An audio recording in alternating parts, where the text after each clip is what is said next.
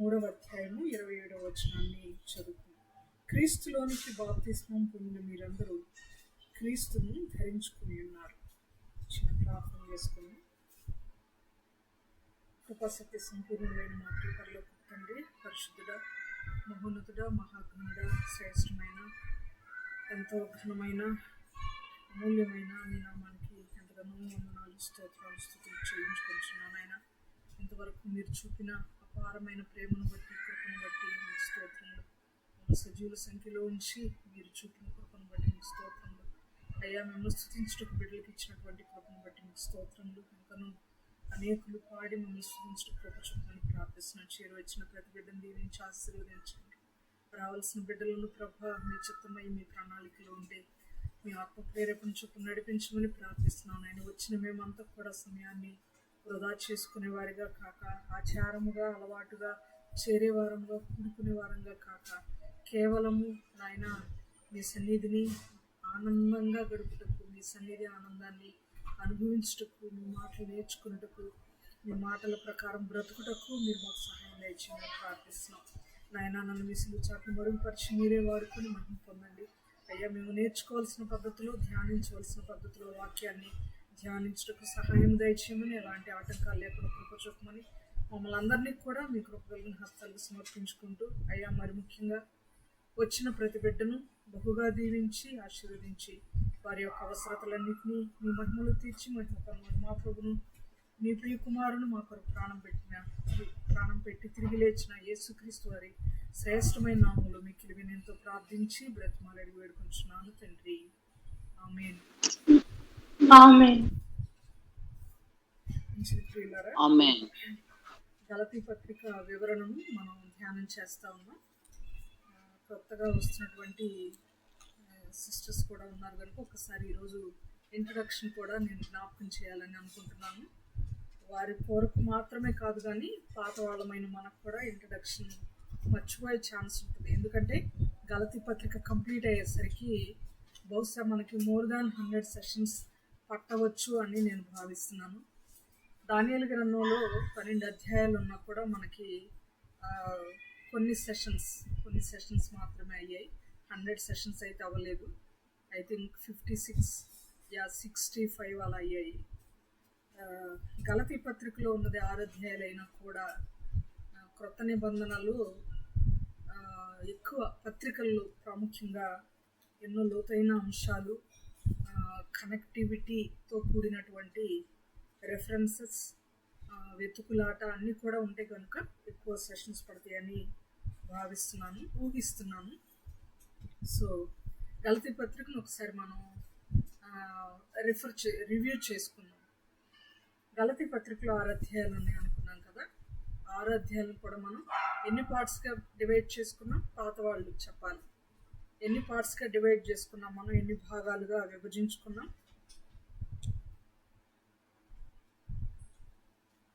3 భాగాలు. ఒక్కరే చెప్తున్నారు, ఎంత సమయం తీసుకున్నారు? ఏ అధ్యాయాలు, ఏ భాగాలు చెప్తారు ఎవరైనా?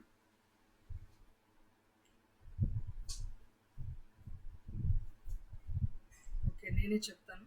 1-2 అధ్యాయాలు మొదటి భాగము, 3-4 అధ్యాయాలు రెండవ భాగం, 5-6 అధ్యాయాలు మూడవ భాగం.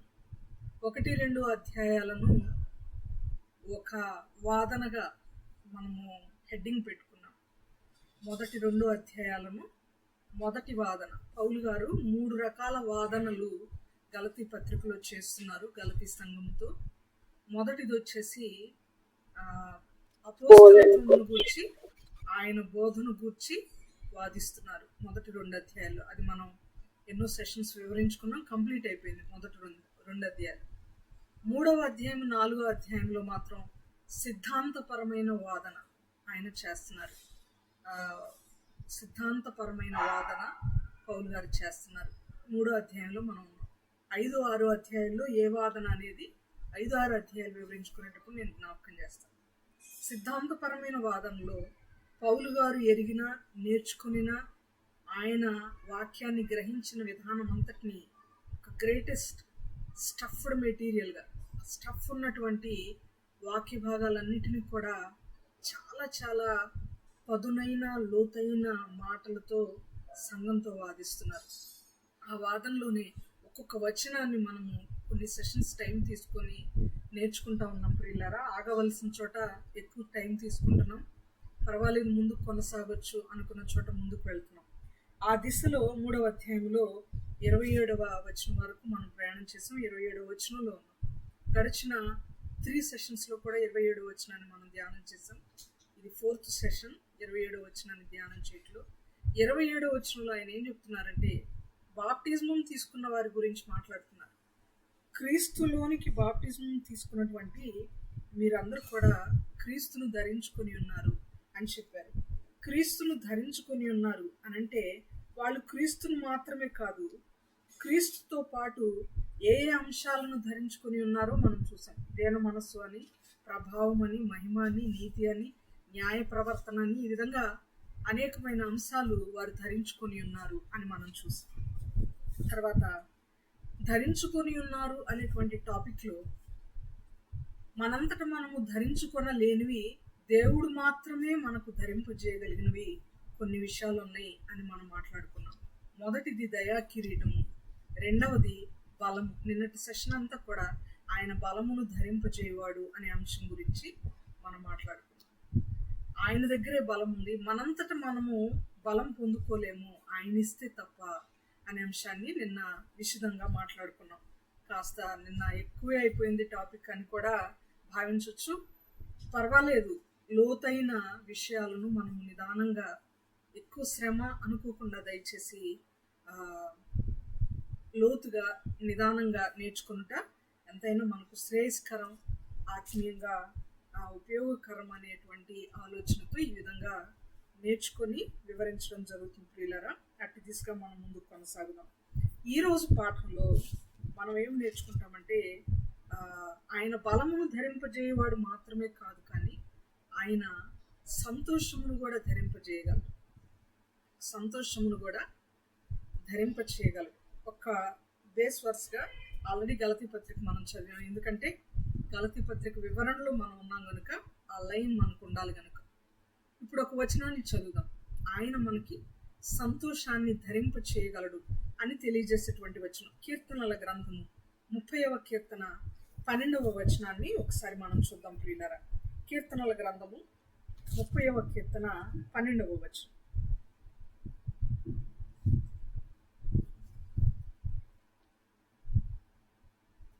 తీస్తే దయచేసి చదవగలరు. నీవు గోనెపట్ట విడిపించి సంతోష వస్త్రము నన్ను ధరింపజేసి ఉన్నావు. యెహోవా నా దేవా, నిత్యము నేను నిన్ను స్తుతించెదను.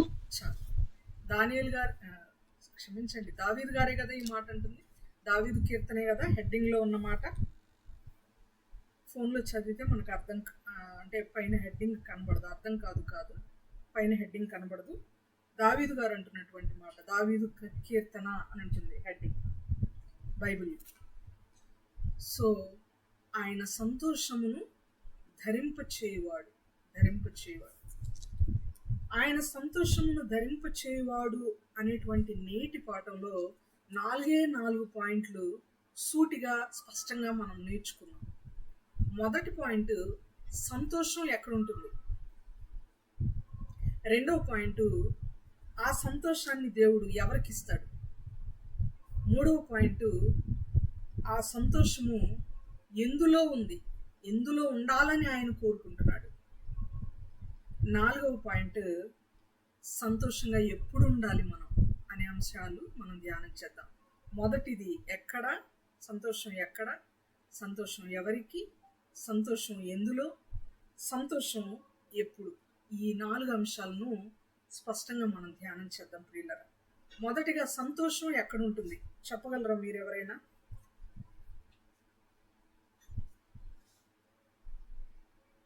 సంతోషం ఎక్కడ ఉంటుంది?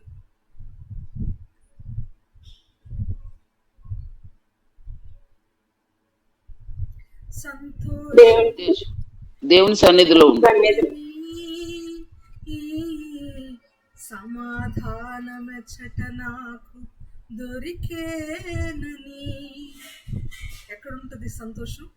దేవుని సన్నిధిలో. చాలా చాలా కరెక్ట్ ఆన్సర్.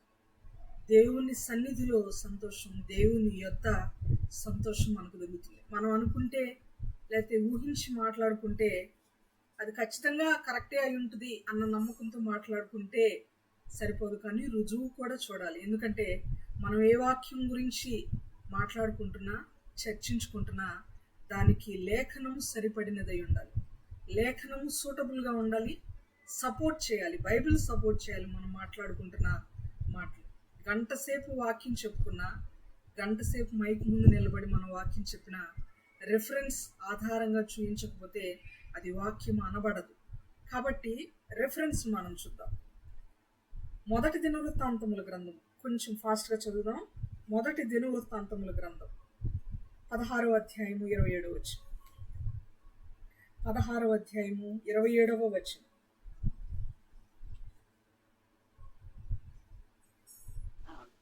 ఘనత ప్రభావములు ఆయన సన్నిధిని ఉన్నవి, బలమును సంతోషమును ఆయన యొద్ద ఉన్నవి. బలమును సంతోషం నిన్న నేర్చుకున్నాం కదా మనం. బలం ఎవరి దగ్గర ఉంటుందంటే ఆయన దగ్గరే. బలము నాది అన్నాడు దేవుడు. ఓకే, మళ్ళీ ఆ టాపిక్లోకి వద్దు. మనం ఆయన దగ్గర ఏముంది? సంతోషం ఉంది. ఆయన యొద్ద సంతోషం ఉంది అని మొదటి దినవృత్తాంతములు 16:27 తెలియజేస్తుంటే, కీర్తనలలో ఆయన సన్నిధిలో సంతోషం ఉంది అన్న మాట కనబడుతుంది. కీర్తన 16:11 వచనం. 16వ అధ్యాయము 11వ వచనం.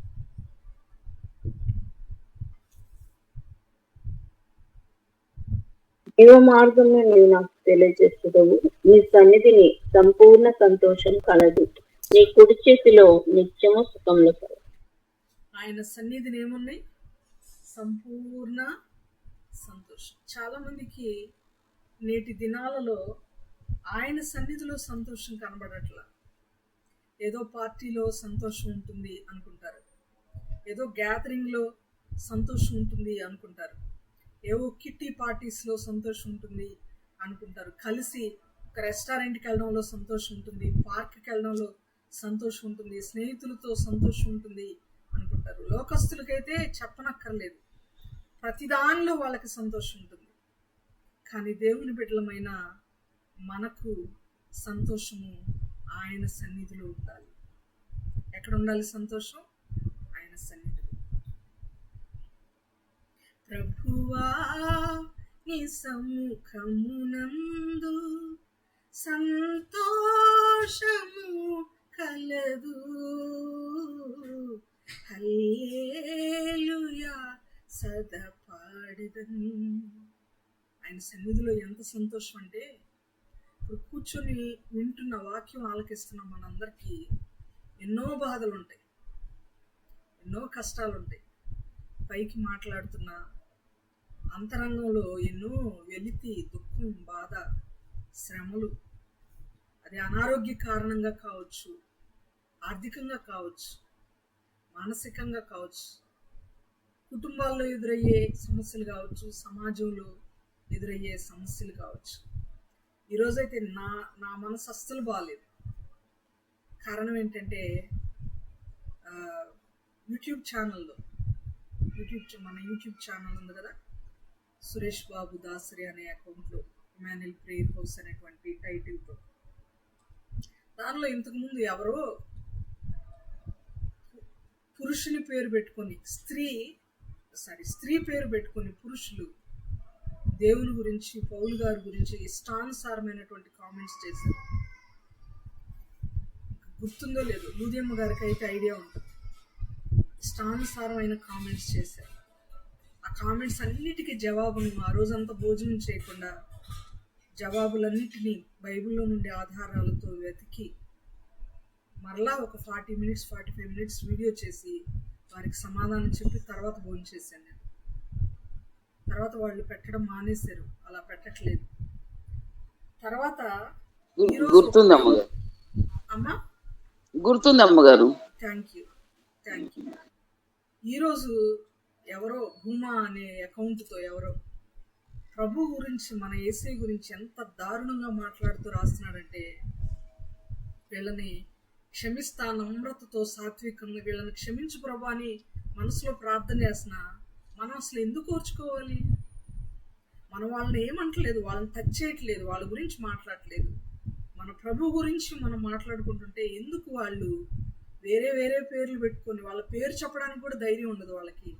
సోషల్ మీడియాలోకి వచ్చి యేసు ప్రభు గురించి ఇష్టానుసారంగా ఎవరికి పుట్టాడో తెలియదు, ఆయన ఎముకలు ఎక్కడన్నా దొరికినాయా, ఆయనేమి దేవుడు, అసలు దేవుడే కాదు, మీరు ఫాలో అవుతుంది సెక్స్ పుస్తకం బైబిల్ కాదు, ఇష్టానుసారమైనటువంటి మెసేజెస్ కామెంట్స్ పెడుతున్నాడు. మీరు కూడా చూడండి. అది యోధావారి ఎముకలను సమాధిలో నుండి ఎందుకు తీశారు అనేటువంటి టైటిల్తో లేటెస్ట్గా మనము అప్లోడ్ చేసిన వీడియో పెట్టి కామెంట్కి రిప్లై పెట్టి అలసిపోయింది. ఒక్కొక్కసారి దేవుని పని చేస్తా కూడా, అనవసరంగా మాటలు భరిస్తా కూడా ఎంతో వేదనతో సేవలో ముందుకు కొనసాగాల్సినటువంటి పరిస్థితులు ఉంటూ ఉంటాయి. ఎవరి దానిలో ఇంటర్ఫీర్ అవ్వకపోయినా, ఎవరిని నోరెత్తి ఒక మాట అనకపోయినా బాధలు కష్టాలు అనుభవిస్తూ దేవుని పని చేయాల్సిన పరిస్థితి ఉంటూ ఉంటుంది. మనసు బాగోపోయినా వాక్యం ప్రిపేర్ అయ్యాను, దేవుని పని అయితే ఆగకూడదని, సాతాన్ని గెలిపించకూడదని. ఓకే, మనకి ఎన్నో కష్టాలు ఉన్నాయి వాక్యం వింటున్నటువంటి మనకి, దేవుని సన్నిధిలో ఉన్న మనకి. అయినా ఆయన సన్నిధిలో ఉన్నంతసేపు ఎంత నెమ్మది పొందుకుంటాము, ఎంత ఆనందాన్ని అనుభవిస్తాము. మీకు అనిపిస్తుందా? మీరు ఎప్పుడైనా సెన్స్ చేశారా? ఎప్పుడైనా మీరు ఆయన యొక్క సన్నిధిని, ఆయన మన దగ్గరే ఉన్నాడు, మన మాటలు ఇప్పుడు ఆలకిస్తున్నాడు. ఆయన మనం ప్రార్థన చేస్తున్నప్పుడు ఆయన నా పక్కనే ఉన్నాడు. నేను మోకరించి ప్రార్థన చేసుకుంటా ఉన్నప్పుడు ఆయన నన్ను తట్టి, బాధపడొద్దమ్మా, ఏడవద్దమ్మా, నేనున్నాను, నీ కష్టాలన్నిటి నుండి నేను బయటికి తీసుకొస్తాను, నీకు తోడుగా నేనున్నాను, ధైర్యంగా ఉండు అని మిమ్మల్ని దేవుడు ఓదార్స్తున్నట్టుగా మీరు ఫీల్ అయ్యారా? నేను ఎన్నోసార్లు ఫీల్ అయ్యాను. అలా ఫీల్ అయిన తర్వాత మనకుండే ఆనందం ఉంటుంది చూసారా? పర్సనల్ ప్రేయర్స్లో కానీ, దేవుని సన్నిధిలో ఒక గుంపుగా మనం చేరి ప్రార్థన చేసుకున్నప్పుడు కానీ, ఆయన మనకిచ్చే నెమ్మది, ఆయన సన్నిధిలో ఉండే సంతోషం ఎన్నో రెట్లు ఎక్కువ ఉంటుంది ప్రియులారా, ఎన్నో రెట్లు ఎక్కువ ఉంటుంది. అది ఎవరికి అర్థం కాదు, ఎవరు ఎక్స్పీరియన్స్ చేయలేరు అంటే ఆచారంగా అటెండ్ అయ్యేవాళ్ళు. కేవలం ఒక అలవాటుగా ఆదివారం అంటే సంఘానికి వెళ్ళాలి, 7:20 అంటే గూగుల్ మీట్కి వెళ్ళాలి, లేకపోతే మంగళవారం అంటే స్త్రీల కూడికి వెళ్ళాలి అని ఒక అలవాటుగా హాజరు వేయించుకోవడానికి అటెండ్ అయ్యే వాళ్ళకి ఆ సన్నిధి సంతోషం ఉండదు, అర్థం కాదు. దేవుని యొక్క సన్నిధిని అనుభవించడం అంటే దేవుడు మనతో ఉన్నాడు అని గ్రహించడం, ఆయన స్వరాన్ని మనం వినగలగడం, ఆయన మనం ప్రార్థించుండగా ఆయన మన ప్రార్థన ఆలకిస్తే మనకు అర్థమైపోతుంది. ఒక్కొక్కసారి మనం ప్రార్థన చేసినప్పుడు అసలు మన ఇంటి పైకప్పు కూడా దాటి వెళ్ళలేదు ఆ ప్రార్థన అనిపిస్తుంది. గమనించండి, ఒక్కొక్కసారి ప్రార్థన మనస్ఫూర్తిగా దేవునితో మనం మాట్లాడినప్పుడు ఎంతో ప్రశాంతత, ఎంతో నెమ్మదిని మనం పొందుకుంటాం ప్రియులారా. దేవుని బిడ్డలకు ఉండేటువంటి అనుభవాలు ఇవి. దేవుని బిడ్డలు నిజముగా ఆయన సన్నిధిని అనుభవించడం నేర్చుకోవాలి. వాక్యం అలవాటుగా వినడం మానేయాలి, ఆచారంగా ప్రార్థనకు రావడం మానేయాలి. ఇది ఆచారం కాదు, ఆధ్యాత్మికత, స్పిరిచువాలిటీ. ఆధ్యాత్మికంగా దేవుని సన్నిధిని, ఆయన సన్నిధిలో ఉన్న సంతోషాన్ని మనం అనుభవించడం అలవాటు చేసుకుంటే ఈ లోకంలో ఉన్న ఏ శ్రమ అయినా, ఏ కష్టమైనా చాలా చిన్నదిగా నలక వలె మనకు కనబడుతుంది. అది మనల్ని భయపెట్టలేదు, ఏ సమస్య కూడా మనల్ని జయించలేదు. ఎప్పుడయ్యా అంటే ఆయన సన్నిధిలో సంతోషాన్ని మనము అనుభవించగలిగినాం. నేర్చుకున్నాం మనం ఆయన సన్నిధిలో సంతోషం ఉందని. మొదటి పాయింట్ అయిపోయింది. ఎక్కడ సంతోషం ఉందంటే ఆయన సన్నిధిలో, ఆయన యొద్ద సంతోషం. మరి ఆయన యొద్ద ఉన్న సంతోషం, ఆయన సన్నిధిలో ఉన్న సంతోషం, మనము ఆయన సన్నిధిలో లేకపోయినా అన్ని వేళలా ఆయన సన్నిధిలో ఉండం, అన్ని వేళలా ఆయనతో మాట్లాడుతూ ఉండం, లేకపోతే అన్ని వేళలా ఆయన మాటలు ఆలకిస్తూ ఉండం మనం. కానీ మనం ఎల్లప్పుడూ సంతోషంగా ఉండాలంటే ఆ దేవుడు ఆయన దగ్గరున్న ఆ సంతోషాన్ని మనకి ఇవ్వాలి ఎల్లప్పుడూ. అంతేనంటారా? అంతేనా? మనము రైస్ ఉన్నాయి, లేకపోతే మిల్క్ ఉన్నాయి, పాలు కానీ బియ్యం కానీ ఎల్లప్పుడూ తినం మనం కదా. రోజులో రెండు సార్లు తింటామేమో రైస్, లేకపోతే మహా అయితే ఒకసారి తింటామేమో. డైట్లో ఉన్న వాళ్ళు అయితే ఒకసారి తింటారేమో, ఒకసారి కూడా తినని వాళ్ళు కూడా ఉండొచ్చు. రొట్టెలు తినచ్చు. పాలు కొన్నిసార్లు 2 సార్లు మాత్రమే, లేకపోతే 3 సార్లు మాత్రమే రోజులో ఉపయోగించవచ్చు. ఆ 2 సార్లైనా ఒకసారైనా మనం ఉపయోగించడానికి ఈ బియ్యం కానీ లేక పాలు కానీ మన దగ్గర ఉంటేనే ఉపయోగించగలమా, లేకపోతే షాప్లో అలా ఉంటే మనము రోజుకు 2 సార్లు 3 సార్లు వాడగలమా? మన దగ్గర ఉంటేనే షాప్లో నుండి మన దగ్గరకు రావాలి. మన దగ్గరికి వస్తే మనం దాన్ని వినియోగించగలం. అలాగే దేవుని సన్నిధిలో ఉన్న ఆ సంతోషం ఎల్లప్పుడూ మనకు రావాలంటే ఏం చేయాలి? ఆయన ఇవ్వాలి. అంతేనా?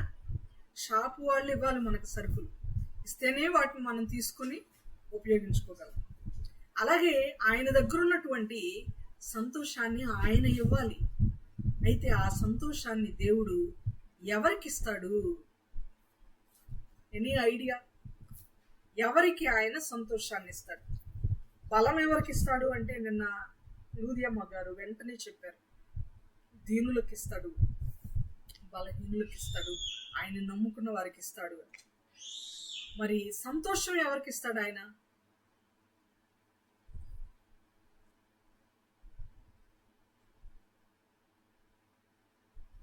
దుఃఖంలో ఉన్నవారు.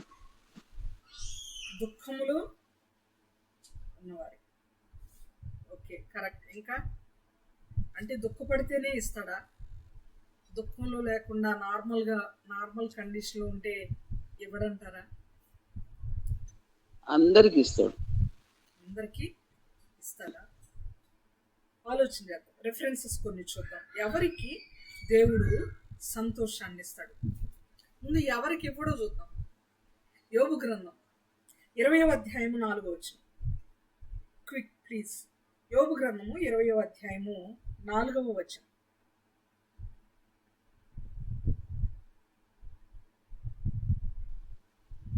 దుష్టులకు విజయము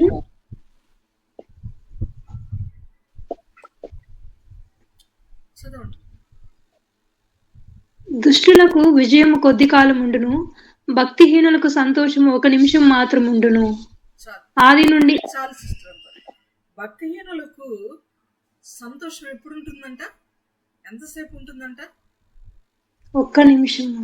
1 నిమిషం 24 గంటల్లో 1 నిమిషం అనేది ఎలాంటిది? చాలా మైన్యూట్ థింగ్, లెక్కకు రాదు అసలు.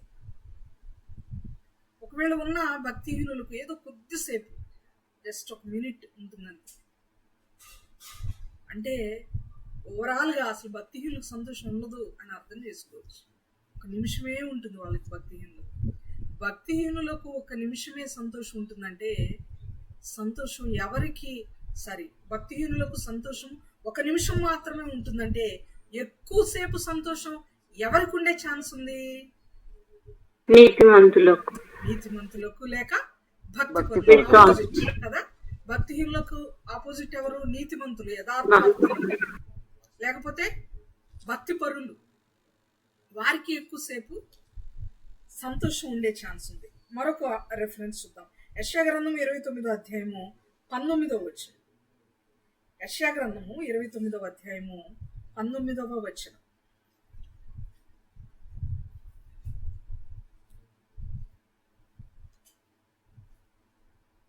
యెహోవా యందు దీనులకు కలుగు సంతోషము అధికమగును, మనుష్యులలో బీదలు ఇశ్రాయేలు యొక్క పరిశుద్ధ దేవుని యందు ఆనందించెదరు. ఎవరికి సంతోషం ఉంటుంది ఈ వచనం ప్రకారం? దీనులకు. నిన్న దీనులకు ఆయన బలము దయచేయను అనే రెఫరెన్స్ కూడా చదువుకున్నాం. దీనత్వం కలిగి ఉంటే చూడండి, అసలు దేవుడు దీనత్వం కలిగి ఉంటే ఆయన ఇవ్వని ఇవి అంటూ ఏమీ లేదండి. ఆయన ఏది ఇవ్వాలన్నా మనలో ఉండకూడనిది గర్వం, అహంకారం ఉండకూడదు మనలో. ప్రౌడ్గా ఉండకూడదు. మనం దీనులంగా తగ్గించుకునే వారంగా మనలను మనము తగ్గించుకొని ఆయన సన్నిధిలో గోజాడేవారుగా రిక్వెస్ట్ఫుల్గా ఉండాలి. ఆయన దగ్గర సాత్వికం కలిగి నమ్రత కలిగి ఉంటే ఆయన ఇవ్వని ఇవి అనేది ఏది కూడా లేదు. పిల్లలు దీనత్వం కలిగి ఉంటే అన్ని ఇస్తాడు దేవుడు, అన్ని ఇస్తాడు. దీనులకు ఆయన సంతోషాన్ని ఇస్తాడు. ఇంకొక మాట, కీర్తనల గ్రంథము 106వ కీర్తన 4వ వచనం. కీర్తనల గ్రంథము 106వ కీర్తన 4వ వచనం.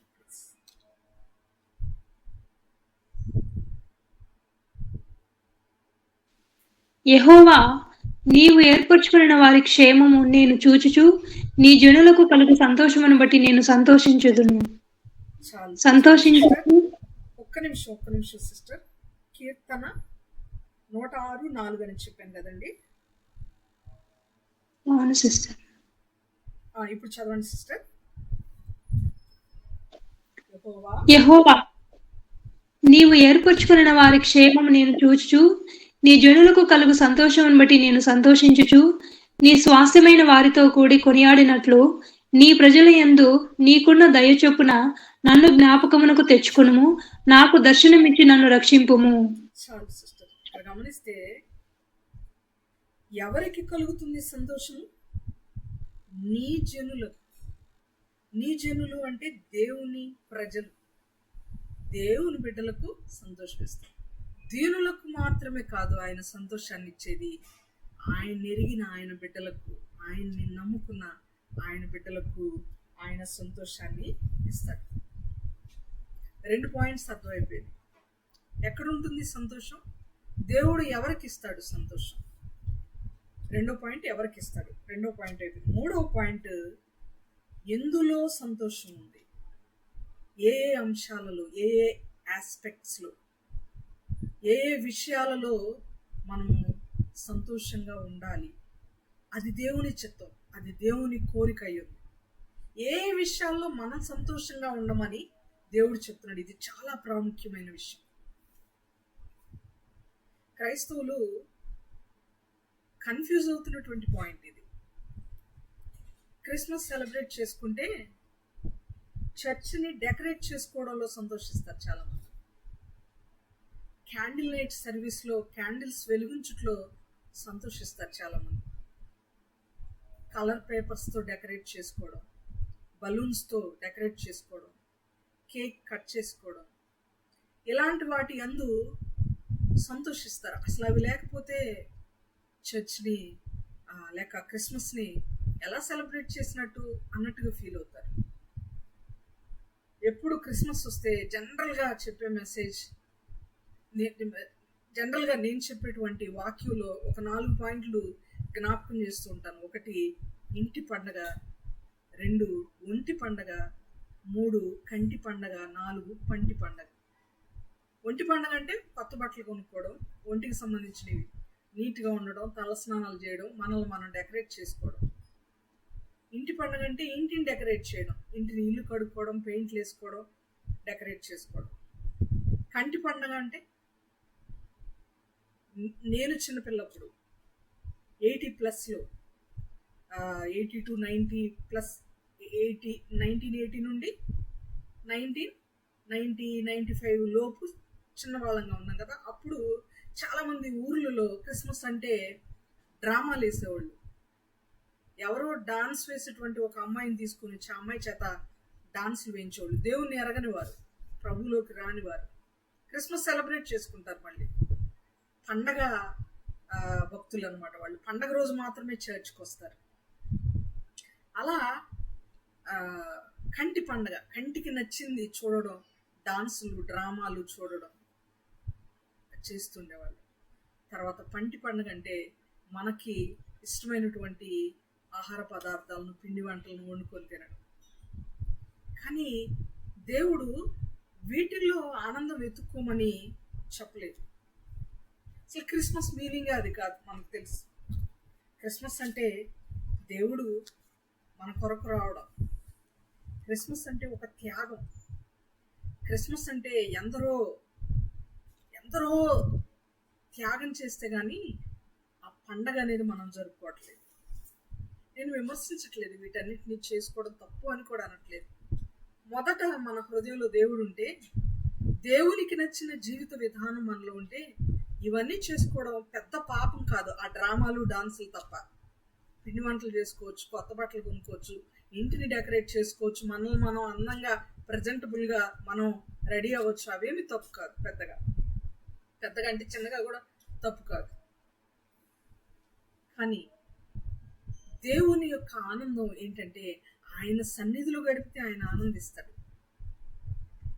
ఏ విషయాలలో ఆయన ఆనందించమంటాడంటే, క్రిస్మస్ అంటే అదొక త్యాగం కనుక నేను చేసినటువంటి త్యాగానికి కృతజ్ఞతగా మీరు నన్ను ఆరాధించండి. క్రిస్మస్ అంటే ఆరాధన, క్రిస్మస్ అంటే థ్యాంక్స్ గివింగ్, క్రిస్మస్ అంటే మన పాపాలను ఒప్పుకొని ఎంత గొప్ప దేవుడై ఉండి రిక్తుడుగా ఏమీ లేనివాడుగా నీ కొరకు నా కొరకు ఆయన ఎలాంటి స్థితిలో జన్మించాడో, సమస్తాన్ని ఆయన విడిచిపెట్టి, ఎలాంటి సమస్తం అది విడిచిపెట్టకూడని భాగ్యం అని ఎంచుకోకుండా, అసలు విడిచిపెట్టలేని భాగ్యం అది. పరలోకంలో తండ్రి దగ్గర ఏకైక జనితైక కుమారునిగా ముద్దు బిడ్డగా ఉండడం, ప్రాణం పెట్టడానికే నేను వెళ్తున్నానని తెలిసి వచ్చి ప్రాణం పెట్టడం ఎంత గొప్ప విషయమో తెలుసా? ఎంత గొప్ప త్యాగమో తెలుసా? తెలియక హఠాత్తుగా వచ్చి ఎవరన్నా మరణిస్తే, హఠాత్ మరణం అనేది జరిగితే త్యాగం కాదు, అది యాక్సిడెంటల్ డెత్. కానీ ఆయన తెలిసి ఆయన ప్రాణము పెట్టడానికి వచ్చాడు. నేను నా ప్రాణమును పెట్టుటకు వచ్చి తిని, నా ప్రాణమును పెట్టుటకును తిరిగి దానిని తీసుకున్నటకును నాకు అధికారం కలదు అంటే ఆయన త్యాగాన్ని తలపోసుకొని ఆయనకు కృతజ్ఞతలు చెప్పి ఆయన్ని ఆరాధించడం, ఆయన్ని పూజించడం క్రిస్మస్ అంటే. అది కోరుకుంటున్నాడు దేవుడు. ఇంకా కొన్ని సంవత్సరాలు గడిచిపోతున్నా ఫెయిత్లో, బిలీఫ్లో, లేకపోతే మన విశ్వాస జీవితంలో ముదిరిపోతున్నాం, మనం అనుభవజ్ఞం అయిపోతున్నాం. సంవత్సరం గడిచే కొద్దీ ఎన్నో విషయాలు నేర్చుకుంటున్నాం. ఒక నెలలోనే ఎన్నో విషయాలు నేర్చుకున్నాం మనం అనిపిస్తుంటుంది ఒక్కొక్కసారి. ఈసారి చాలా ప్రేయర్స్ అటెండ్ అయ్యాను, చాలా వాక్యాలు నేర్చుకున్నాను అనిపిస్తుంది. అనుభవజ్ఞం అయ్యే కొద్దీ మన యొక్క ఆచారాలు, అలవాట్లు, మన విధి విధానాలు మారిపోవాలి. ఎప్పుడు ఆ పాత పద్ధతిలోనే ఉండకూడదు, తెలియని పద్ధతిలో మనం ఉండకూడదు. ఇది నేను చెప్పి తీరాలి కనుక చెప్తున్నాను ప్రియులారా. అందువలన క్రైస్తవులు కన్ఫ్యూజ్ అవుతున్నారు. వేటిలో సంతోషం ఉండాలి, వేటిలో సంతోషంగా గడపాలన్నటువంటి అంశంలో క్రైస్తవులు కన్ఫ్యూజ్ అయిపోయి బర్త్డే పార్టీ అంటే కేక్ కటింగ్లో సంతోషం ఉందనుకుంటున్నారు. సంతోషంగా ఉండు, దేవుడు నీకు దయా కిరీటాన్ని ఇచ్చాడు కాబట్టి కేక్ కట్ చేయి, ఫ్రెండ్స్కి పెట్టు, కుటుంబంలో పెట్టు, ఓకే. దానికి మించి నువ్వు ఆ దినము దేవునికి ఆ క్షణం వరకు బ్రతికినటువంటి జీవితం మొత్తానికి మనసారా కృతజ్ఞతలు చెప్పావా? ఆయన ఆరాధించావా? ఆయన ఘనపరిచావా? ఆ దినాన నువ్వు చేస్తున్నటువంటి ప్రతి కార్యక్రమంలో ఆయనకి మొట్టమొదటి స్థానాన్ని ఇచ్చావా? ఇస్తున్నామా? మనం క్రైస్తవులము మనము ఏ విషయంలో సంతోషంగా గడుపుతున్నాం? మనం కన్ఫ్యూజ్ అవ్వకూడదు. మనము దేవుని బిడ్డలు మాత్రమే కాదు, దేవుని వాక్యమును ఎరిగిన వారు, దేవునితో సాన్నిహిత్యం కలిగి బ్రతుకుట్లో అనుభవం ఉన్నవారం అని నేను అనుకుంటున్నాను. స్క్రీన్ మీద ఉన్న మీరెవరైనా, మనం ఎవరైనా కూడా ఆయనతో కలిసి బ్రతుకుట్లో, ఆయన యొక్క మనస్సును ఎరిగి మనం బ్రతుకుట్లో మనం అనుభవజ్ఞులు అని ఫీల్ అవుతున్నాను నేను. అలాంటప్పుడు మనం వేటి యందు సంతోషించాలి, వేటి యందు సంతోషించకూడదు అన్న అంశంలో ఎందుకు కన్ఫ్యూజ్ అవుతున్నాం? ప్రార్థన జరపాలి, కృతజ్ఞత తెలపాలి, తర్వాత అందరికి భోజనాలు పెట్టడం, కేక్ కటింగ్లు, అవన్నీ దేవునికి ఇష్టమైన విధి విధానాలు మన కుటుంబంలో అమలవుతున్నాయా? ఆయనకి ఇష్టమైన విధానాలు మనకు సంతోషం కలిగినప్పుడు మనం రెగ్యులర్గా లగ్జీరియస్గా తీసుకుంటున్నటువంటి ఫుడ్, మంచి ఫుడ్ తినలేని వారికి, పిల్లలు కానీ వృద్ధులు కానీ రోడ్డు ప్రక్కన దీనస్థితిలో ఉన్నవారికి కానీ ఇవ్వడం. యాకోబు పత్రికలు అంటాడు కదా, 1వ అధ్యాయము 27వ వచనం, తండ్రి అయిన దేవుని ఎదుట నిష్కళంకమునైన పవిత్రమైన భక్తి ఏదనగా, పవిత్రమైన భక్తికి ఒక డెఫినేషన్ ఉంది అక్కడ. అనాథలను, విధవరాండ్రును వారి అక్కరలో ఆదుకోవడం, ఈ లోక మాలిన్యం మనకి అంతకుండా మనల్ని మనం కాపాడుకోవడం, అది కదా భక్తి అంటే అని చెప్తాడు యాకోబు గారు. కొన్ని మన రెగ్యులర్ అలవాట్లలో, ఆచారాలలో మనల్ని మనం మార్చుకోవాలి, మనల్ని మనం మలుచుకోవాలి దేవునికి ఇష్టమైన బిడ్డలుగా. ఎందులో సంతోషం ఉందో ఒకసారి మనం చూద్దాం ప్రియులారా. 3వ పాయింట్ ఇది. కొంచెం ఎక్కువ రెఫరెన్సెస్ చూద్దాం 3వ ఆస్పెక్ట్లో, 3వ అంశంలో. మొట్టమొదటిగా జస్ట్ చదువుకుంటూ వెళ్దాం. ఇప్పుడు ఇంతవరకు మనం వివరించుకున్నాం కనుక జస్ట్ రిఫరెన్స్ చదివితే అర్థమైపోయేటువంటి రిఫరెన్స్లు ఇవన్నీ కూడా డైరెక్ట్ రిఫరెన్సెస్. 1 దినవృత్తాంతముల గ్రంథం 29వ అధ్యాయం 22వ వచనం. 1 దినవృత్తాంతములు 29వ అధ్యాయము 22వ వచనం.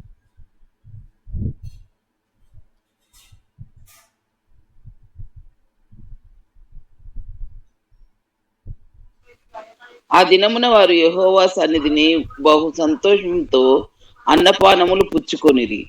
దావీదు కుమారుడైన సొలొమోనునకు 2వసారి పట్టాభిషేకం చేసి యెహోవా సన్నిధిని అతని అధిపతిగాను సాదోకును యాజకునిగాను అభిషేకించిరి. చాలు. ఇక్కడ గమనిస్తే మనకు కావాల్సినటువంటి పార్ట్ ఏంటయ్యా అంటే, యెహోవా సన్నిధిని సంతోషిస్తున్నారు వీళ్ళు. యెహోవా సన్నిధిలో ఎలా అన్నపానములు పుచ్చుకునేది, దేవుని సన్నిధిలో అన్నపానములు పుచ్చుకున్నట్టులో సంతోషం. దేవుడు మనకి ఏదైనా మేలు చేశాడు, సంఘానికి భోజనాలు పెడితే, దేవుని సన్నిధిలో అందరికి భోజనం ఏర్పాటు చేస్తే ఆనందం. అన్నపానములు పుచ్చుకొనుటలో ఆనందం. సంఘం మొత్తానికి పెట్టలేని పరిస్థితి ఉందనుకోండి మన దగ్గర, అట్లీస్ట్ దేవుని బిడ్డలకి 2-3కి భోజనాలు పెడితే అది సంతోషం. అన్నపానములు పుచ్చుకొనుటలో సంతోషంగా ఉండమని దేవుడు సెలవిస్తున్నాడు. ఎక్కడ పడితే అక్కడ కాదు, దేవుని సన్నిధిలో. దేవుని సన్నిధిలో. రెస్టారెంట్లకి ఇష్టానుసారంగా వెళ్ళిపోయి సంతోషంగా ఉంటే అది దేవుడు చెప్పిన మాట కాదు. యెహోవా సన్నిధిని అన్నపానములు పుచ్చుకున్నట్లో సంతోషంగా ఉండమని దేవుడు చెప్తున్నాడు.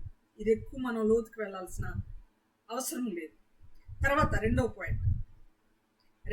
ఇది చెప్పొచ్చో లేదో అని డౌట్ఫుల్గా రాసుకున్నాను, కానీ చెప్పక తప్పదు, దేవుడు చెప్పిన మాట కనుక. 2వ దినవృత్తాంతములు 24:10. 2వ దినవృత్తాంతముల గ్రంథము 24:10. 10వ వచనం. కాగా అధిపతులందరూ జనులందరూ సంతోషంగా కానుకలను తీసుకొని వచ్చి చాలినంత మట్టుకు పెట్టెలో వేసిరి. చాలా. దేనిలో సంతోషం ఇది? కానుకలు ఇచ్చుటలో. కానుకలు ఇచ్చుటలో సంతోషం. నా మాట కాదండి ఇది, దయచేసి గ్రహించాలి. Don't misunderstand. కానుకలు ఇచ్చుటలో సంతోషం. మీరు ఎంత తక్కువైనవ్వండి, దేవుడు సంతోషంగా ఇచ్చారా లేదని కన్సిడర్ చేస్తారు. మందిరం కట్టేటప్పుడు చాలా మంది చాలా రకాల కానుకలు ఇచ్చారు. అపోస్తుల కార్యముల గ్రంథంలో కూడా 2వ అధ్యాయంలో, అపోస్తుల కార్యముల గ్రంథం 2వ అధ్యాయంలో 43వ వచనం నుండి 45-46 వచనాల వరకు మీరు తర్వాత చదవండి. అపోస్తులందరూ తమకు కలిగినదంతయు సమిష్టిగా ఉంచుకొండ్రి. సమిష్టి అంటే జాయింట్ అకౌంట్. వాళ్ళకు కలిగినదంతా ఒక చోట పోగు వేసి, ఒక చోట దాచి, కలెక్ట్ చేసి, అక్యుములేట్ చేసి, సంఘములో అక్కరలో ఉన్న వారికి, విశ్వాసులకు అక్కరలో ఉన్న వారికి వారి చర స్థిర ఆస్తులను అమ్మి పంచిపెట్టిరి అని ఉంటుంది. చర స్థిర ఆస్తులను అమ్మి పంచిపెట్టిరి.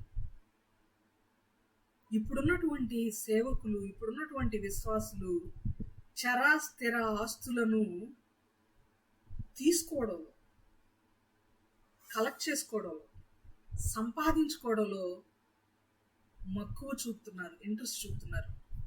అప్పుడున్నటువంటి ఆదిమ అపోస్తలులు, మన పితరులు, మనకెంతో మాదిరికరమైన వాళ్ళు, వాళ్ళ చర స్థిర ఆస్తులను అమ్మి అక్కరలో ఉన్న విశ్వాసులకు పంచిపెట్టుట్లు, అది కూడా ప్రభు పని ప్రియులారా. వాళ్ళు వాళ్ళ ఆస్తులు సహితము అమ్మి దేవుని పనిలో వెచ్చించారు, హెచ్చించారు, ఖర్చు పెట్టారు. మనలను ఖర్చు పెట్టుకునే వారిగా మనం ఉండాలి దేవుని పని కొరకు. ఎలా ఇవ్వమని చెప్తున్నాడు, ఎలా ఇచ్చారు వీళ్ళని తెలియజేస్తున్న వాక్యం అంటే కానుకలు సంతోషంగా తీసుకొచ్చి ఇచ్చారంట. కొంతమంది గమనిస్తుంటాం మనం, దేవుని ఎరిగి దేవుని సన్నిధిలో దేవుని ఎరిగి రక్షింపబడిన తర్వాత కాదులేండి, చిన్నప్పుడు ఇంకా బాప్టిజం కూడా పొందనప్పుడు ఎవరెవరు ఎంత వేస్తున్నారు, అసలు వేస్తున్నారా లేదా, వీళ్ళు వేసినప్పుడు సౌండ్ వచ్చిందా, ఆ కానుకలు పెట్టిలో సౌండ్ వచ్చిందా, సౌండ్ రాలేదా అని ఒక క్యూరియాసిటీ ఉంటుంది పక్క వాళ్ళకి. ఎప్పుడు కొంతమంది పర్సులో నుండి డబ్బులు తీసేసేటప్పుడు 500 నోట్ వస్తే కష్టపడతారు, అమ్మో 500 కాదు 50 ఏదన్నా ఉందా, 100 ఏదన్నా ఉందా అని వెతికి ఇస్తూ ఉంటారు. గుర్తుపెట్టుకుందాం, దేవుని పేరున మనం ఏది ఇచ్చినా దానికి కొన్ని రెట్లు మనకి ఇమ్మీడియట్గా ఇస్తాడు దేవుడు. దానికి కొన్ని రెట్లు ఇమ్మీడియట్గా ఇస్తాడు దేవుడు. నేను చెప్పానో లేదో ఇంతకుముందు వాక్యం చెప్పేటప్పుడు, ఎప్పుడైనా ఐ థింక్ కరోనా మూమెంట్లో, కరోనా సీజన్ నడుస్తున్నప్పుడు 1 kg ఆనియన్ 130-150 రూపీస్ దాకా వెళ్ళింది. ఇది మీకు గుర్తుందా, లేకపోతే మా ఏరియాలోనే జరిగిందా? అలా ఉండదు కదా, మీ ఏరియా హైదరాబాద్లో ఉన్న మిగిలిన ఏరియాస్లో కూడా జరిగే ఉంటుంది అనుకుంటున్నాను. ఏమై కరెక్ట్? గుర్తుందా మీకు? ఇది గుర్తుంది. 150 దాకా వెళ్ళింది. 150 దాకా వెళ్ళింది. చాలా పొదుపుగా ఆనియన్ వాడాల్సిన పరిస్థితులు వచ్చాయి ఒక 1 month వరకు. అప్పుడు మార్కెట్ అంటే క్రౌడీగా ఉండే ఏరియాస్ని చాలా వరకు మేము ఉంటున్న ఏరియాలో బంద్ చేసేసారు.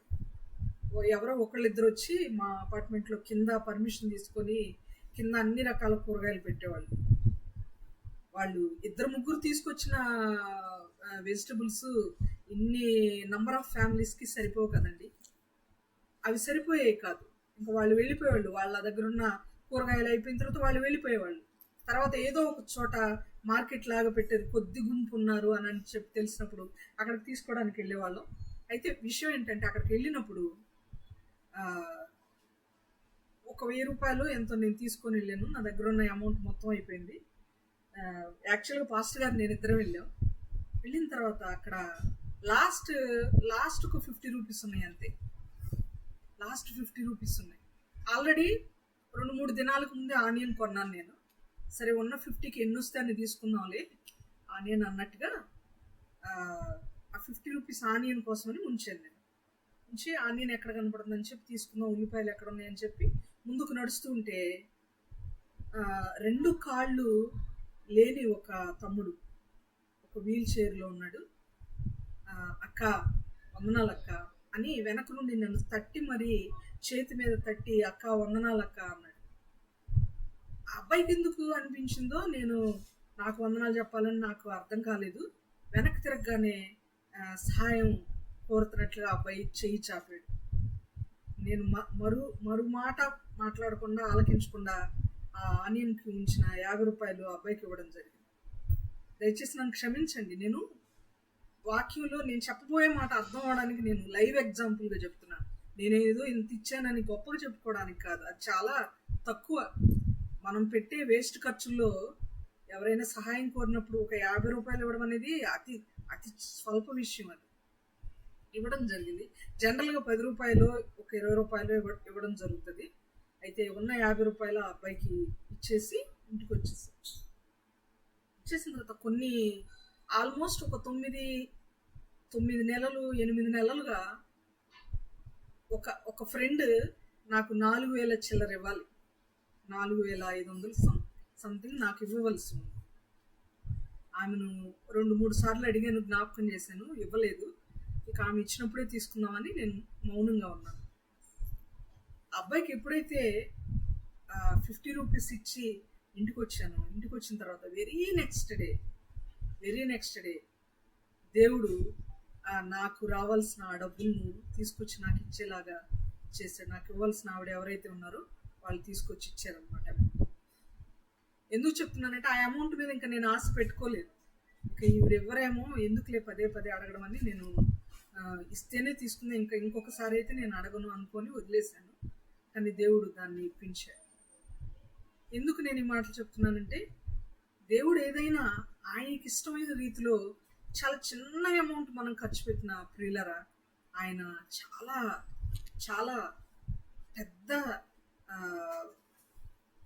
మల్టిపుల్స్లో దానికి ఎన్నో రెట్లు ఎక్కువ, 50 రూపాయలు ఎక్కడ, 4500 ఎక్కడ, ఎన్నో రెట్లు ఎక్కువ దేవుడు ఇచ్చేవాడుగా ఉన్నాడు.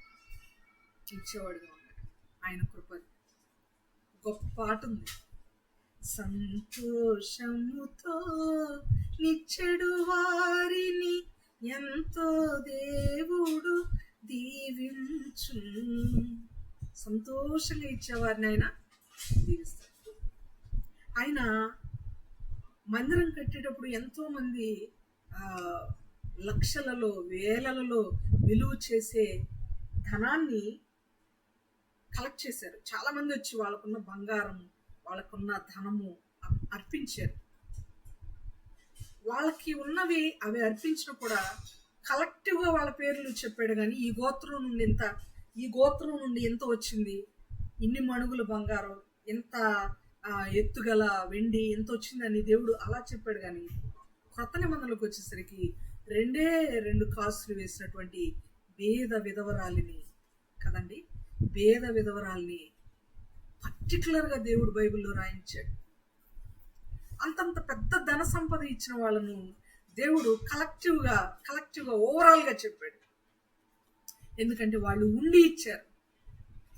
ఆ పేద విధవరాల గురించి మనకి రాయబడిన మాట మనందరికి తెలుసు కదా. ఎందుకని దేవుడు ఆమె గురించి రాయించాడంటే చెప్తారా, మీరు చెప్తారా?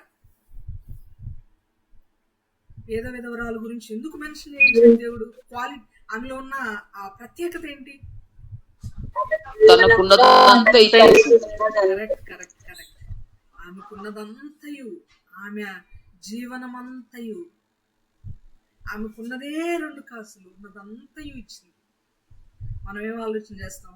500 ఉంటే మన దగ్గర, అమ్మో ఈ వీక్ ఎట్లా, ఈ 2 రోజులకు కావాలి కదా, రేపు పాప కాలేజీకి వెళ్ళింది కదా, పాపకి ఎట్లా, ఆటోకి ఎట్లా, బస్కి ఎట్లా, ఎన్ని ఆలోచిస్తాము మనం. మన దగ్గర ఉన్న అమౌంట్తో ఆలోచించి మన అవసరతలన్నింటినీ క్యాలిక్యులేట్ చేసుకుని మిగిలిన దానిలో ఇంకా కొంత మనకి మిగిల్చుకొని ఇస్తాం. ఎక్కడుంది సంతోషం? దానిలో బిజినెస్ తప్ప, లెక్క తప్ప, క్యాలిక్యులేషన్స్ తప్ప. దేవునికి ఇవ్వాలి నా సమస్తమును. పాటలు మాత్రం పాడతాం, సర్వమును నీకు ఇస్తానయ్యా, నా సర్వస్వం నీవేనయ్యా, నాదంతా నీకే యేసయ్యా, నాకున్నదంతా నీకేనయ్యా. ఎన్ని పాడతాం మనం? పాటల్లోనేనా? జీవిత విధానంలో ఉండొద్దా? నెరవేర్పులో ఉండొద్దా? క్రియలలో ఉండొద్దా? ఇచ్చుటలో సంతోషంగా ఇవ్వమని దేవుడు చెప్తున్నాడు. వితౌట్ థింకింగ్ ఎనీథింగ్, ఏమాత్రము వెనకడుగు వేయకుండా, ఏమాత్రం ఆలోచన చేయకుండా. ఎందుకంటే నీ గురించి నా గురించి ఆలోచించేవాడు ఆయన ఉన్నాడు. ఏమీ ఆలోచించకుండా ఒక మంచి కార్యం చేయండి, దాని రిజల్ట్ వెంటనే చూడండి, ఇచ్చి చూపించండి అని దేవుడు తెలియజేస్తున్నాడు. సంతోషంతో ఆయనకి ఇచ్చేవారికి దేవుడు ఆయన ఆకాశవాకిళ్ళు విప్పుతాడంట. ఏదో కొన్ని రెట్లు ఎక్కువ ఇస్తేనే ఆనందిస్తాం మనం. ఆయన ఆకాశపు వాకిళ్ళు విప్పితే ఆయన ఇచ్చే దీవెనలు, ఆశీర్వాదాలు, ఆయన ఇచ్చే అన్ని రెట్ల మేలులను భరించగలమా మనం? భరించగలమా? నువ్వు భరించలేనంత, నేను భరించలేనంత, తట్టుకోనంత విస్తారమైనటువంటి రిజల్ట్ను, ప్రతిఫలాన్ని ఆయన ఇస్తాడు. ఆయన చాలా మర్యాదస్తుడండి. మన దేవుడు చాలా మర్యాదస్తుడు, చాలా గొప్పవాడు. ఎవరికి అచ్చి ఉండడు ఆయన, అసలు ఎవరి దగ్గర కూడా బాకీ ఉండడు ఆయన. ఆయన ఎప్పుడు ఆయన లెక్కలు ఆయన చెప్తాడు. ఏమన్నా తెలుసా? నా నామం పేరట వచ్చిన వాళ్ళకు గిన్నెడు చన్నీళ్ళు ఇస్తే గిన్నెడు చన్నీళ్ళను కూడా లెక్క కట్టుకుంటాడు దేవుడు. పరలోకమందు మీ ఫలము పోగొట్టుకోరు. గిన్నెడు చన్నీళ్ళనే పట్టించుకుంటున్నటువంటి వ్యక్తి సంతోషముతో మనం ఇచ్చే వాటిని ఎంతగా పట్టించుకుంటాడో మీ ఊహకే వదిలేస్తున్నాం. మన ఊహకే వదిలేసి మనం ఆలోచించేద్దాం. సంతోషముతో ఆయనకు ఇచ్చేవారిగా ఉందాం ప్రియులారా. ఇన్నాళ్ళు మనం ఎంతో బాధతో, అసహనంతో, విసుక్కుంటూ, ఇబ్బంది పడుతూ, కష్టంగా ఇచ్చుండొచ్చేమో. ఒకవేళ తెలియక, ఒకవేళ తెలిసి కూడా. కానీ ఇక నుండి ఆయనకి ఇచ్చుటలో సంతోషంగా ఉంది. అది సమయమైనా కావచ్చు, ధనమైనా కావచ్చు. అది సమయమైనా కావచ్చు, ధనమైనా కావచ్చు. ఆయనకు సంతోషంగా, ఇష్టంగా ఇచ్చేవారిగా ఉండాలి. మరి ఒక మాట, కానుకలు ఇచ్చేటప్పుడు సంతోషంగా ఉండాలి. అన్నపానములు పుచ్చుకొనుటలో మనం సంతోషంగా ఉండాలి. మరొకటి, పాడేటప్పుడు కూడా సంతోషంగా పాడాలి. పాడేటప్పుడు నీరసంగా, ఏ టైటానిక్ షిప్కో మనం ఓనర్ అయితే ఆ టైటానిక్ షిప్ మునిగిపోయింది అన్నట్టుగా పాడకూడదు. కొంతమంది ఏడుస్తూ పాడతారు. నేను విమర్శ చేయట్లేదు, నేనేదో పాడతానని చెప్పట్లేదు. ఆనందంగా పాడాలి. మనం ఎలా పాడుతున్నామో ఆ ఆనందం దేవునికి అర్థం అవ్వాలి. మనుషులకి అర్థం కాకపోయినా ఆనందంగా ఆయన్ని మనం స్తుతించాలి. ఆయన పాట అంటే ఏంటి? ఆయన నామాన్ని మనం కనపరుస్తున్నాం, ఆయన్ని ప్రైజ్ చేస్తున్నాం, మనం ఆయన నామాన్ని మహిమపరుస్తున్నాం. We are glorifying his name.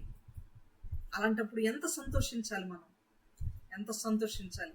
ఎవరైనా ఏడుస్తా ఒక రాజును మనం పొగిడితే రాజు ఊరుకుంటాడా? వెంటనే శిక్ష విధిస్తాడు. ఈ రాజు చాలా గొప్పవాడండి అని నీరసంగా చెప్పామనుకోండి, అసలు ఆ గొప్పతనం అర్థం కాదు.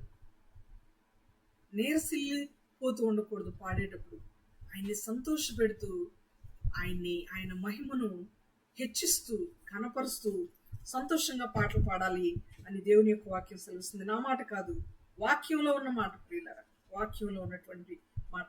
2వ దినవృత్తాంతములు 29వ అధ్యాయము 30వ వచనం. 2వ దినవృత్తాంతముల గ్రంథము 29వ అధ్యాయము 30వ వచనం.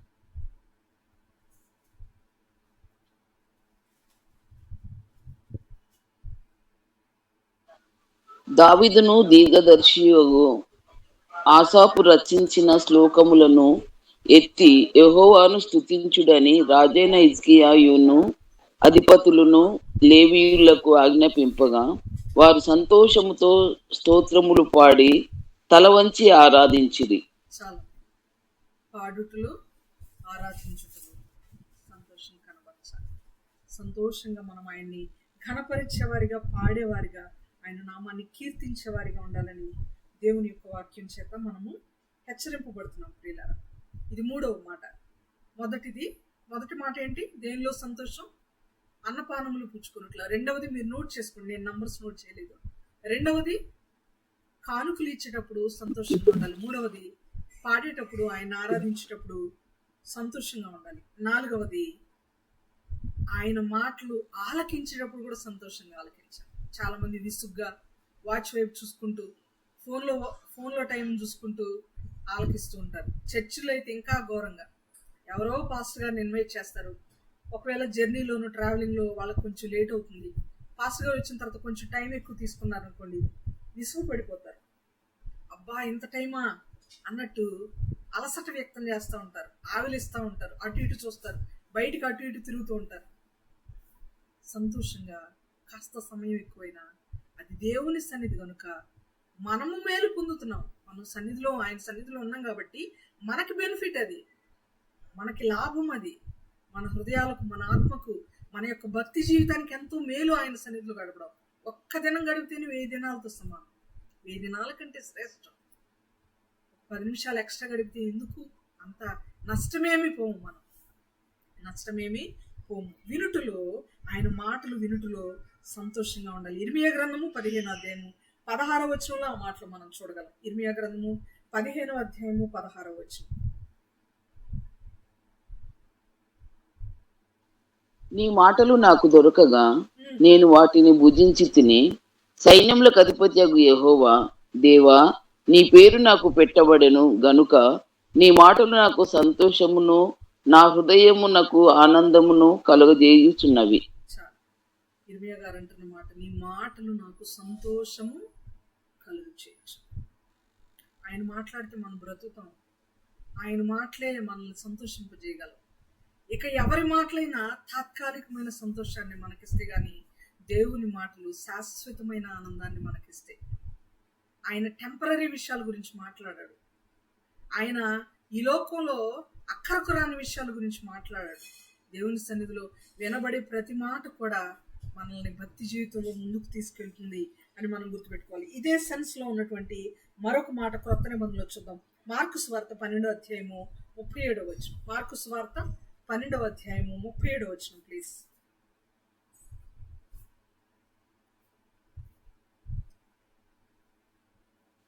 దావీదు ఆయనను ప్రభువని చెప్పుచున్నాడే, ఆయన ఎలాగూ అతన్ని కుమారుడగునని అడిగాను. సామాన్య జనులు ఆయన మాటలు సంతోషముతో వినుచుండిరి. చాలా. ఎవరిల్లు? సామాన్యులు. ఎలా వింటున్నారు ఆయన మాటలు? సంతోషంతో వింటున్నారు. సంతోషంతో వింటున్నారు. ఎన్నో రిఫరెన్సెస్ ఉన్నాయి దీనికి, అన్ని మనం మాట్లాడుకోలేం. కానీ ప్రభు వాక్యం చెప్పేటప్పుడు జనులందరూ వినడం, జన సమూహం వినడం, కానీ పౌలు గారు వాక్యం చెప్పేటప్పుడు జన సమూహం ఆలకించడం, కానీ అయ్యా మళ్ళా వచ్చి నెక్స్ట్ విశ్రాంతి దినం కూడా మా దగ్గరకు వచ్చి మాకు ఈ మాటలు చెప్పయ్యా అని పౌలు గారిని వేడుకొన్నారు, బ్రతిమాలుకొన్నారు. పౌలు గారి ప్రయాణాలు అనేటువంటి అంశాలు ఉన్నాయి కదా మన యూట్యూబ్ ఛానల్లో, మీకు సమయం ఉంటే ఒకసారి వినండి. మరలా వాళ్ళు వేడుకున్నారు పౌలు గారి, మరలా వచ్చి నెక్స్ట్ విశ్రాంతి దినం కూడా మాతో మాట్లాడు, మాతో ఈ వాక్యాలు చెప్పండి అని విస్తరించి మాట్లాడేవాడు పౌలు గారు. టాకిటివ్. టైం ఎంత అయిందో కూడా చూసుకోకుండా వాక్యం చెప్పేస్తూ ఉంటాడు. అర్ధరాత్రి వరకు విస్తరించి మాట్లాడాడు పౌలు గారు. సో దేవుని యొక్క వాక్యాన్ని, దేవుని యొక్క మాటలను వినుటలో మనము సంతోషము వ్యక్తం చేసేవారిగా, సంతోషంగా వినేవారిగా ఉండాలని దేవుని యొక్క వాక్యం సెలవిస్తుంది. ప్రియులారా, ఎన్ని అంశాలు చూసాం? 4 అంశాల 4 అంశాలు చూసామా? అవును సిస్టర్, 4 అంశాలు చూసాం, 4 పాయింట్లు చూసాం. తర్వాత పౌలు గారు చెప్తున్నాడు, ఇవి 2 ఇంకా ఇంకా ముఖ్యమైనవి. సహనంలో సంతోషంగా సహించండి అని చెప్తున్నాడు. అంతేకాదు, మీరు బలంగా ఉన్నప్పుడు సంతోషంగా ఉండటం కాదు, బలహీనతలో సంతోషంగా ఉండాలని ఆయన జీవితం ద్వారా, ఆయన ఆటోబయోగ్రఫీ చెప్తున్నట్టుగా ఆయన గురించి మాట్లాడుతున్నాడు. ఆ 2 వచనాలు చూద్దాం.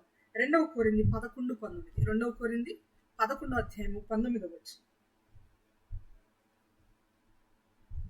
2 కొరింథీ పత్రిక 11వ అధ్యాయం 19వ వచనం. మీరు వివేకులై ఉండి సంతోషముతో అవివేకులను సహించుచున్నారు. మీరు వివేకులై ఉండి, కొరింథీతో అంటున్నాడు, మీరు వివేకులుగా ఉండి సంతోషంగా అవివేకులను మీరు సహిస్తున్నారు, భరిస్తున్నారు. ఓర్పుతో భరించడం వేరు, సంతోషంతో భరించడం వేరు. కొంతమంది టార్చర్ చేస్తూ ఉంటారు. టార్చర్ని భరించడం అనేది ఓర్పు, ఓపిక, సహనం వాటితో భరిస్తూ ఉంటారు. కానీ దానిని కూడా ఆనందంగా తీసుకొని, ఆనందంగా రిసీవ్ తీసుకొని సహించడం అంటే ఓర్పుకు మించిన విధానం. అది ఓర్పుకు మించిన విధానం. సహించుటలో సంతోషంగా సహించాలి. ఎవరినైనా మనం సహిస్తున్నామా? మన జీవితంలో ఎవరినైనా భరిస్తున్నామా? దేవుడు మనకు మేలే చేస్తాడు, దేవుడు మనకి దీవెనిస్తాడు. ఎవరినైనా సహిస్తున్నప్పుడు మనం దాన్ని సంతోషంగా చేద్దాం. సంతోషంగా ఎవరికైనా సేవ చేసేటప్పుడు కూడా సహనంతో సంతోషంగా చేసేవారిగా ఉండాలి. ఎవరికైనా మేలు చేసేటప్పుడు, హెల్ప్ చేసేటప్పుడు, ఎవరిలో ఉన్న లోపాలనైనా మనం యాక్సెప్ట్ చేసేటప్పుడు, వాళ్ళని క్షమించుకునేటప్పుడు సహనము కలిగి ఉండమని దేవుని యొక్క వాక్యం సెలవిస్తుంది. ప్రియులారా, మరి ఒక మాట, అదే 2 కొరింథీ 12వ అధ్యాయము 9వ వచనం. 2 కొరింథీ 12వ అధ్యాయము 9వ వచనం. అందుకు నా కృప నీకు చాలును, బలహీనత యందు నా శక్తి పరిపూర్ణమగుచున్నదని ఆయన నాతో చెప్పెను. కాగా క్రీస్తు శక్తి నా మీద నిలిచియుండు నిమిత్తము విశేషముగా నా బలహీనతల యందే బహు సంతోషముగా అతిశయపడుదును. చాలా క్రీస్తు శక్తి నా మీద నిలిచి ఉండు నిమిత్తము అన్నాడు. ఆ పాయింట్ అండర్లైన్ చేసుకోవాలి. బలంగా ఉన్నప్పుడు సంతోషంగా ఎవరైనా ఉంటారు. బలంగా ఉన్నప్పుడు నవ్వుతుంటారు, బలంగా ఉన్నప్పుడు ఆడుతూ ఉంటారు. కొంతమంది పిల్లలు బలహీనంగా ఉన్నప్పుడు కూడా ఆడుతుంటారు. ఫీవర్ హైలో ఉన్నప్పుడు ఏంటి అందరూ ఆడుకుంటుంటే మా బాబు ఏంటి ఇలా పడుకున్నాడు, కదలకుండా పడుకున్నాడు, నీరసంగా ఉన్నాడు, డల్గా ఉన్నాడని తల్లులు చాలా బాధపడుతుంటారు. ఎప్పుడు చకచక యాక్టివ్గా ఆడే పిల్లోడు ఆడుకోకుండా అలా పడుకొని డల్గా కనబడితే ఎంతో వేదన తల్లిదండ్రులు. కొంతమంది ఫీవర్ ఉన్నా కానీ బయటికి వెళ్ళి ఆడుతుంటారు. అలాంటిదే బలహీనతలో కూడా దేవుని యందు సంతోషించడం అంటే. అలా ఉంటే అలా సంతోషించడానికి అనగా మన బలహీనతలలో కూడా మనం హ్యాపీగా గడపడానికి దేవుని యొక్క శక్తి మన మీద నిలిచి ఉంటుందట. ఎంత గొప్ప మాట కదా ఇది. ఎప్పుడైనా మనం బలహీనంగా ఉన్నప్పుడు సంతోషించామా? నిట్టూర్పులు విడుస్తాం మనం. వేదాంతం అంతా వస్తుంది మనకి. ఎందుకు ఈ బ్రతుకు, దేవుడు తీసుకోక ఎందుకు నన్ను బ్రతికిస్తున్నాడు అని అనుకుంటాం. ఎదుటి వాళ్ళకి విరక్తి కలిగిద్ది అనమాట మన మాటలు ఏంటి. ఎంకరేజ్మెంట్ కాదు కదా, విరక్తి కలిగి రెండోసారి వీళ్ళ మాటలు వినకూడదు అని అనిపిస్తుంది. ఎంత విసుక్కుంటామో. జస్ట్ తెల్లగడ్డలు ఉల్లిపాయలు లేకపోతే విసుక్కున్నారు మన పితరులు ఇశ్రాయేలు. మేము ఐగుప్తులో ఉన్నప్పుడు అక్కడ కీరకాయలు, దోసకాయలు, తెల్లగడ్డలు, ఉల్లిగడ్డలు అన్నీ ఉన్నాయి. మేము ఇక్కడ ఆకలికి చచ్చిపోతున్నాం. ఆకలికి చచ్చిపోయారు వాళ్ళు.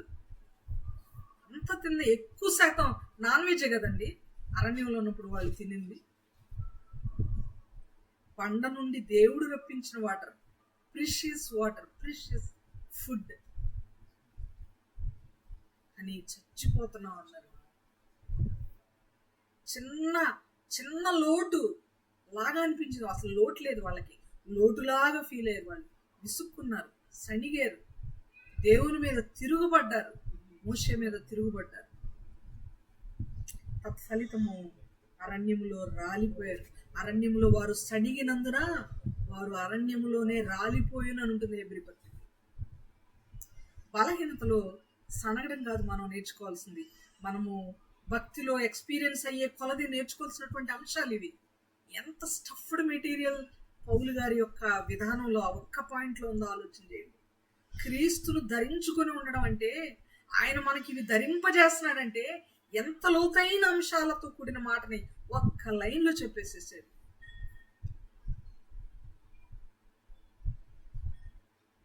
ఆలోచన చేయాలి. భక్తిలో ఎదుగుతున్నప్పుడు బలహీనతలలో సైతము బలవంతులుగా ఫీల్ అయ్యి సంతోషంగా ఉంటే ఆయన శక్తి మనకి నిలుస్తుంది మన మీద. మన శక్తి కాదు మనల్ని సంతోషంగా నిలిపేది, ఆయన శక్తి. ఆయన శక్తి ఎన్ని రెట్లు పోల్చలేము. ఇన్ఫినిట్, పోల్చలేనంత శక్తి కలిగిన వారంగా మనం ఉంటాం. సహనములోను బలహీనతలోను. చివరిగా ఎందులో సంతోషం ఉండాలంటే పేతురు గారు చెప్తున్నారు. ఈ మాట చెప్పి నేను ముగిస్తాను. ఎందుకంటే 4వ ఆస్పెక్ట్ కంప్లీట్ అవ్వదు. ఎప్పుడు సంతోషం ఉండాలనేది కూడా మనం మాట్లాడుకోవాలి కాబట్టి, లేకపోతే ముగిద్దామా? జస్ట్ 2 నిమిషాలు అయిపోతుంది. పేతురు గారు ఏమంటారంటే, రక్షణ పొందుటలో మీరు సంతోషంగా ఉండండి.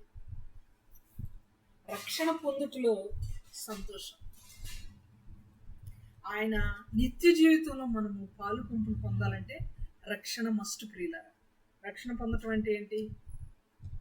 నమ్మి బాప్తిస్మం పొందినవాడు రక్షింపబడు. రక్షణ పొందటం అంటే ఒకే డెఫినేషన్ కాదులేండి, 4 రకాల డెఫినేషన్. ఆయన నామమున ప్రార్థన చేయువాడెవడో వాడు రక్షింపబడు. యేసుక్రీస్తుని నోటితో ఒప్పుకొని ఆయన నామమందు విశ్వాసం ఉంచి ఆయన మన పాపాల కొరకు మరణించాడు, తిరిగి లేచాడు, మనకు స్థలం సిద్ధం చేస్తున్నాడు అని మన నోటితో ఒప్పుకోవడం రక్షింపబడటం. మన పాపాలను మనం ఒప్పుకొని బాప్టిజం తీసుకోవడం రక్షింపబడటం. పాపక్షమాపణ పొందుకొని బాప్టిజం తీసుకోవడం రక్షింపబడ. అంతము వరకు సహించిన వాడెవడో వాడు రక్షింపబడడు. ఇవన్నీ కూడా రక్షింపబడుటలో పార్ట్స్. డెఫినేషన్ మొత్తం కలిపితే డెఫినేషన్. అందుకనే మనం నేను రక్షింపబడ్డాను అనకూడదు. చాలా మంది వాడే పదం చిన్న మిస్టేక్ అది. నేను రక్షింపబడ్డాను అంటారు. రక్షణలోనికి వచ్చాం మనం అంతే, రక్షణలో కొనసాగుతున్నాం మనం అంతే. అంతము వరకు సహించిన తర్వాత రక్షింపబడ్డాను అని చెప్పాలి మనం. ఆ బ్రదర్ ఎవరు హఠాత్తుగా మరణించారంట, రక్షింపబడ్డారా? ఎవరన్నా ఊర్లో మరణించారని చెప్పగానే వాళ్ళు రక్షింపబడ్డారా అని అంటాను నేను, అమ్మను కానీ నాన్నను కానీ. కానీ రక్షణలోనికి వచ్చారా, ప్రభువుని నమ్మారా, విశ్వసించారా అని రక్షింపబడ్డాడు అంటాం. వాడుకలో మనం అలా మాట్లాడేస్తాం. ఇది ఒక చిన్న మిస్టేక్. అది రక్షణలో కొనసాగుతున్నాం మనం. భయముతోనూ వణకుతోనూ ప్రతివాడు తన సొంత రక్షణను కొనసాగుతున్నాం మనం. It was not ended. we were not completely saved. ఎప్పుడు సేవ్ అయిపోయాం మనం అంటే అంతం వరకు సహించినప్పుడు, చివరి వరకు, మన జీవితం చివరి వరకు అన్ని కూడా ఈ 4 డెఫినేషన్స్ని ఫాలో అయినప్పుడు మనము కంప్లీట్గా మన రక్షణను పూర్తిగా కొనసాగించిన వారం అవుతాం. ప్రియులారా, చదివేమా? ఈ రెఫరెన్స్ మనం చదవలేదు అనుకోండి. 1 పేతురు 1వ అధ్యాయం 8-9 వచనాలు. 9వ వచనం ఒక్కటి చదివినా పర్వాలేదు. 1 పేతురు 1వ అధ్యాయము 8-9 వచనాలు. మీరు ఆయనను చూడకపోయినను ఆయనను ప్రేమించుచున్నారు. ఇప్పుడు ఆయనను కన్నులారా చూడకయే విశ్వసించుచు మీ విశ్వాసమునకు ఫలమును అనగా ఆత్మరక్షణను పొందుచు చెప్పనక సత్యమును మహిమాయుక్తమునైన సంతోషము గల వారై ఆనందించుచున్నారు. చాలు. దేనిలో? రక్షణ పొందుటలో సంతోషం గలవారై ఆనందించుచున్నారు.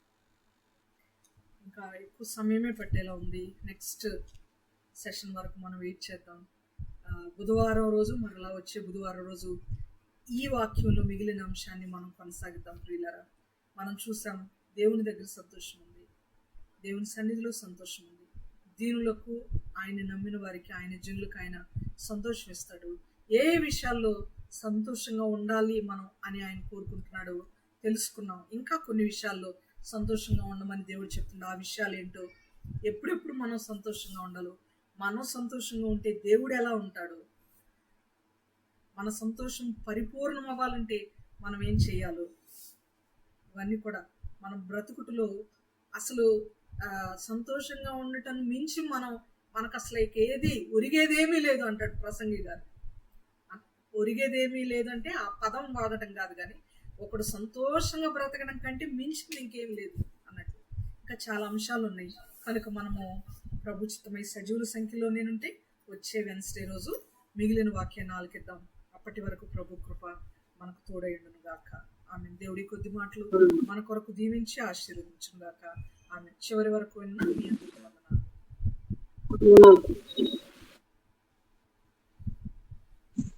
మంచిది ప్రియులారా, చక్కని దైవ వర్తమానాన్ని వినడానికి దేవుడు ఇచ్చిన సదవకాశాన్ని బట్టి ముందుగా దేవునికి కృతజ్ఞతలు, అలాగే వాక్యం అందించిన దైవజనులకు ప్రత్యేకమైన వందనాలు తెలియజేసుకుందాం.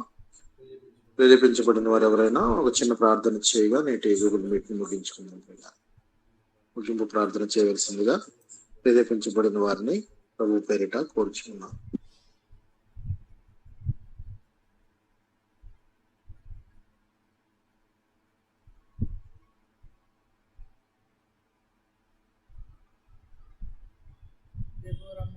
అమ్మగారు చేస్తారు.